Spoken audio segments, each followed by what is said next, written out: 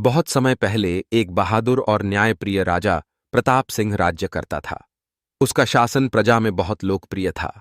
लेकिन एक दिन राज्य के उत्तर छोर पर स्थित एक पुराना किला अचानक चर्चा में आ गया।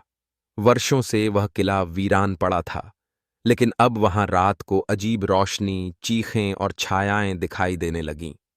गांव वालों का मानना था कि वहां कोई आत्मा बस गई है। राजा ने दरबार में चर्चा की, लेकिन कोई भी उस किले में जाने को तैयार नहीं हुआ। तब राजा ने स्वयं वहां जाने का निश्चय किया।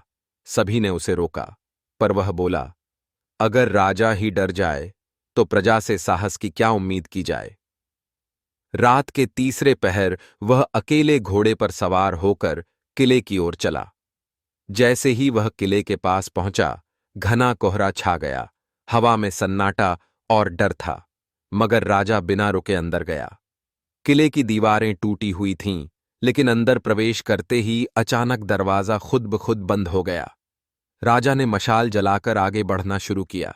जैसे ही वह मुख्य हॉल में पहुंचा, वहां एक बड़ा आईना रखा था। राजा ने झांककर देखा तो उसमें अपने आप को नहीं, बल्कि एक जली कटी आत्मा को देखा जो कराह रही थी। आईने से आवाज आई, मैं इस किले की रानी थी। मेरे विश्वासघात ने मुझे बांध दिया। मुझे मुक्ति चाहिए। राजा ने चौंकते हुए पूछा, मैं तुम्हारी कैसे मदद कर सकता हूं? सच को उजागर करके, इतिहास को न्याय दिलाकर।